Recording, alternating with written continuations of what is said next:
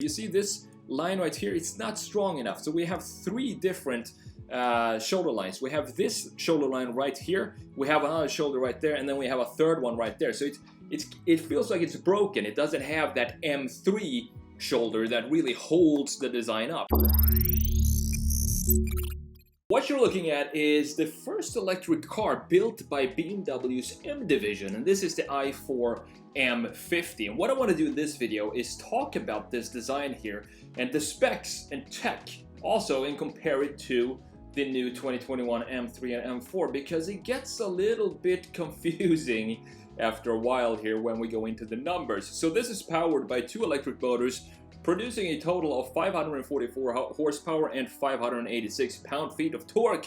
That's over 100 horsepower more than what you get in the i4 eDrive 40, which is still a powerful car with 335 horses and 317 pound-feet of torque.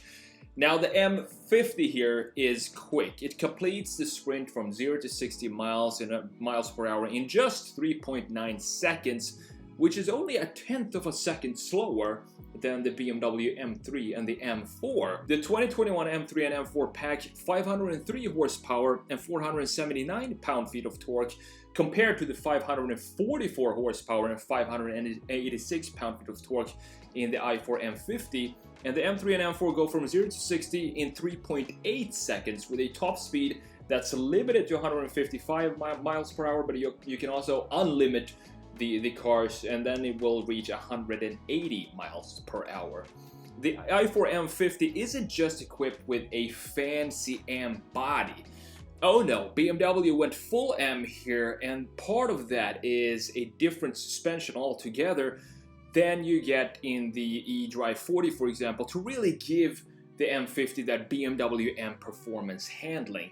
Now, if you want an electric BMW and a lot of performance like you do here with the M50, you're going to have to sacrifice some range. Unfortunately, the i4 M50 has an estimated 245 mile range, which isn't great on a full battery. And to put this into perspective, this is 65 miles less than the less powerful i4 eDrive 40. But to me, I think it would still make sense, for me at least, in my situation, to have the M550, since I don't do longer road trips and so on. I would still choose to have the power and less range over more range and less power in this case. BMW's goal is to eventually build all their models sustainably, and it starts here with the i4. For example, the floor mats here are made from recycled fishing nets, and in case you didn't know, fishing nets make up a far greater percentage of plastic waste in the oceans than, for example, plastic straws.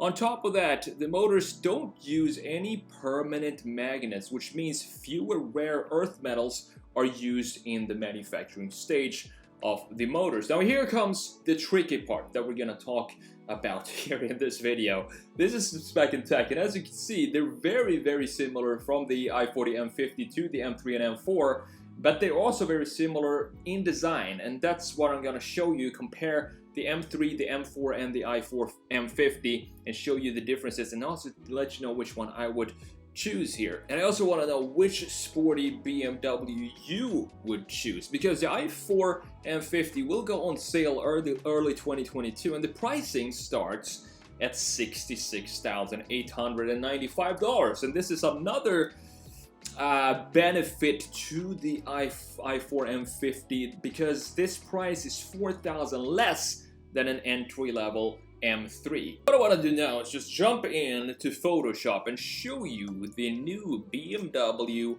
M3 right here. So this is, of course, this is actually the new M3 that is four-wheel drive, so it had some BMW X drive going on in this version right here, and I actually really like this color, because we've talked about it so much before. You know, this, the front end here, the rabbit teeth in the front.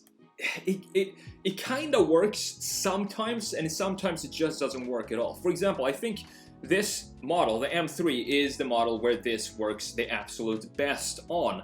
because we have, as I've said before I think on the Sketch Monkey channel, we have more going on here in the side. So I'm going to show you the M4 in just a second and what I'm talking about.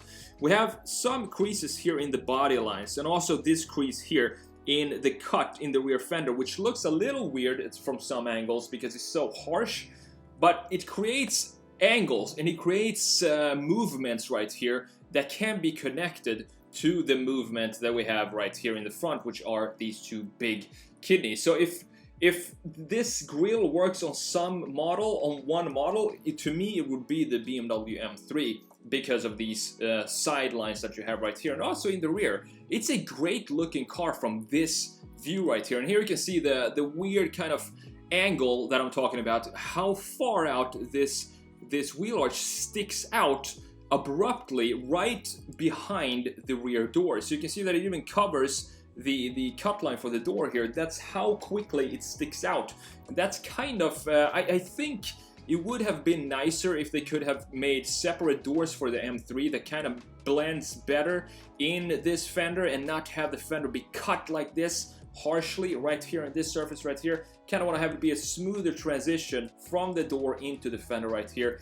But at the same time, it's one of these details that make the M3 interesting. Perfection is never interesting. So if you have tiny details like this on a car, I really don't mind it. I kind of actually prefer it because, as I said, it makes for an interesting design, and you kind of wonder what's really going on in this surface.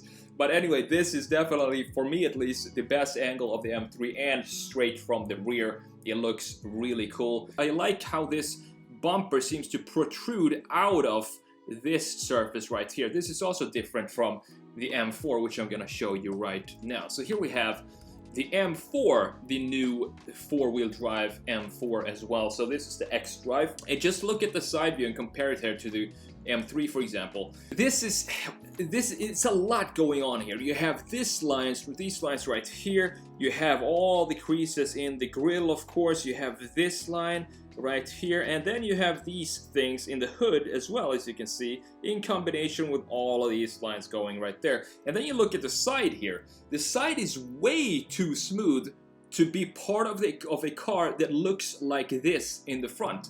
This is what I mean with the difference from the M3 up here, where you have some connection, you have some creases and lines going on that connects to the front end that you don't really have in the M4. The M4 side view is just way too smooth for the design and graphic in the front end. You still have the same kind of front ends here that you have on the M3 and M4, but the side on the M4 is way too soft to be part of this front end. But looking at the rear, same thing here. I think this is definitely the best angle when it comes to the M4. It looks beautiful. I like that they cleaned up the rear end here. It's not as busy as it is right here on the M3. We have a cleaner design here. We don't have this sharp line crossing right here like we have on the M4, but we still have a protruding bumper down there in the bottom, and it kind of works well with the side view. But at the same time, this busier design, it works better with the front view, and it also works better with the side on the M3. This less busy rear works with the side view, but doesn't work with this busy M4 front. So that's why, if I were to choose between these two, I would definitely go for the M3, because I think the design just looks a lot more complete. It feels like it suits the design better, and actually I think the grills here on the M3, it actually works on this specific design. I don't think it's an ugly design, it's just a different design. The kidneys on the M3 works a lot better than it does on the M4. But now let's have a look at the i4 M50 here, which just came out and is going on sale next year. And as I said, the performance, this has 30 or so horsepower more than the M3 and the M4, and 100 more than the lesser powerful eDrive 40. So it's a powerful car, and the torque is insane as well. But it definitely looks a lot more toned down if we compare it to the M3 and M4. And I don't know if that's a good thing or not, because we still have the busy grille right here. And what I don't like about this grille right here on the normal 4 Series, and this is the 4 Series Grand Coupe, or whatever they call it, when it's a four-door, but you still have the coupe lines here, and it makes for a sportier name, and I guess it's going to sell better if you just have a coupe name in the design.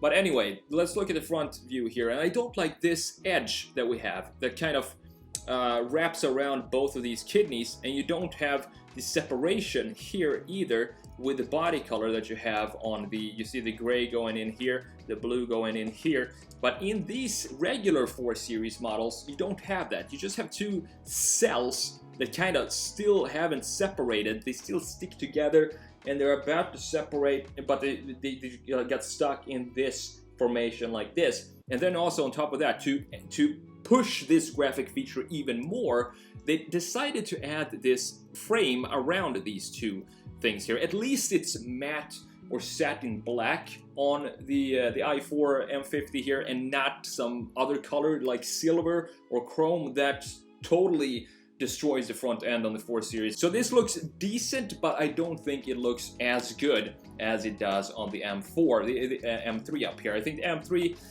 is kind of the design that works best with this new front end that we have on the 4 Series. This I kind of like. This is pretty simple design here. It's not too complex, but at the same time, this design feature still clashes with everything else. And this is still a 4 Series style side view, so we still have not a lot of creases here. You see this line right here? It's not strong enough. So we have 3 different shoulder lines. We have this shoulder line right here, we have another shoulder right there, and then we have a third one right there. So it feels like it's broken. It doesn't have that M3 shoulder that really holds the design up, as you can see here, with this sharp shoulder going all the way from the rear end into the front light right there. This is what I want to see if you're going to have a complex front end like we have right here. I'm really excited about this design because it's BMW's first all-electric M car that was developed by the M division. So the people who made these 2 cars right here also made the i4 M50, and I think it's a good looking car, specifically from this view right here. And I also like this satin blue color. It looks really cool. Not so sure about these kind of cuts into the body because it crashes right here, this corner. Not so sure about the integration with this graphic feature. It's a lot going on here with these creases and everything. So this is maybe something I would clean up and not have be so pronounced right there in the rear end. It feels like someone just cut out a piece of the bodywork, and you see the exposed underpinnings of the design. It looks kind of weird, but at the same time, it's one of these details that maybe make the car a little more interesting as well, just like I talked about right here with the M3. So if I was in the market for one of these cars, which one would I prefer? Well, I think it's kind of obvious that I would go for, even though the i4 M50 is all electric, and I like electric cars, I don't have anything against them, but it's still an M3. I think the sound and the experience of an M car, to me, it's still internal combustion engine, and I would go for this beauty right here. I would probably maybe even get it in this color because I like discrete colors on performance cars. It kind of balances out, so you have a lot of performance. People know that it's a special car, but the color kind of tones that down, so it's not too shouty, and I think that's what this color does for the BMW M3. Let me know which one you would prefer. Thanks for watching, and I'll see you in the next video.